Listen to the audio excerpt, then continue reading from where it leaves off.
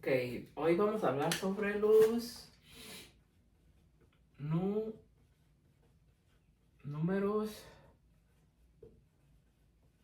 primos. Los números primos son aquellos números que solo se dividen entre 1 y entre su propia cantidad. Solo se divide entre 1 y su propia cantidad. Pongamos el ejemplo, el número 2. El número 2 se puede dividir entre 1, da 2. Y el número 2 se puede dividir entre 2, da 1. Ya no tiene más divisores. Entonces el número 2 solo se divide entre 1 y se divide entre su propia cantidad. Entonces el número 2 es un número primo. ¿Ok? Entonces vayamos a ver otro número. Digamos el número 6. El número 6 se puede dividir entre 1, ¿sí? Da 6. El 6 se puede dividir entre 2, ¿sí? Da 3. Y el 6 se puede dividir entre 6, ¿sí? Da 1. Entonces el 6 se puede dividir entre 1, se puede dividir entre 2 y se puede dividir entre 6. Entonces no cumple con la regla de entre 1 y su propia cantidad. Entonces el 6 no es primo porque se divide más de 1 y su propia cantidad. Entonces el número 6 no es primo. Vayamos a ver otro ejemplo. Pongamos el número 7. El número 7 se puede dividir entre 1, sí, da 7. ¿Se puede dividir entre 2? No, porque daría 3.5. No se puede dividir entre 2. Entre 2 no, ni entre 3, ni entre 4. Se puede dividir entre 7, sí, da 1. Entonces el número 7 se divide entre 1 y se divide entre su propia cantidad. Entonces el número 7 es un número primo porque solo se divide entre 1 y entre su propia cantidad. Entonces el 7 es el número primo. Los números primos son especiales o son únicos porque no se pueden descomponer. Son números que son únicos.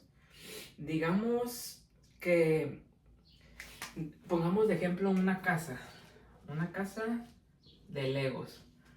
Esta casa de Legos puede estar conformada por piezas, digamos, de esta forma y de esta forma. Es un ejemplo. Esta casa puede estar construida con tres tipos de piezas. Si tomamos de referencia como si fueran números primos, pongamos que la casa, digamos que va el número 30. El número 30,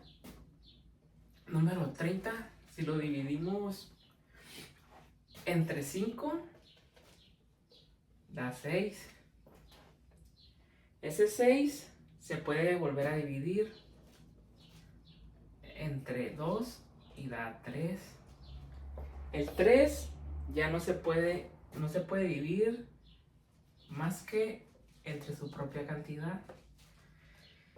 Entonces, para construir esta casa, digamos, se usaron ciertos tipos de figuras.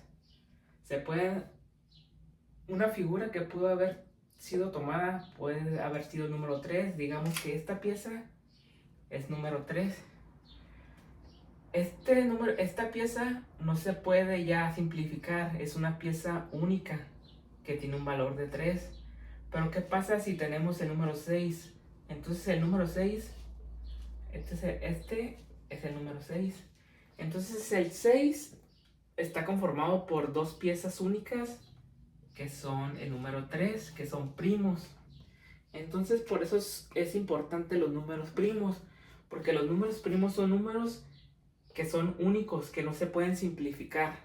El 6, el 30 El 30 entre 5 caben 6. Pero el 6 no es una pieza única. Porque el 6 está conformado por dos números 3. Dos piezas únicas que digamos que el 3 puede ser el número primo. Porque el 3, ese sí es primo porque ya no tiene más divisores. Entonces, por eso los números primos son importantes porque son números únicos entre toda la cantidad de números que existen. Vamos a ver más ejemplos de números primos. Pongamos el número 9. El número 9 se puede dividir entre 1, sí, da 9.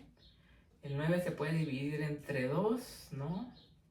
El 9 se puede dividir entre 3, sí, da 3. Y el 9 se puede dividir entre 9, sí, da 1. Entonces el 9 se puede dividir entre 1, se puede dividir entre 3, se puede dividir entre 1. Entonces no es un número primo porque se divide en más de 1 y su propia cantidad.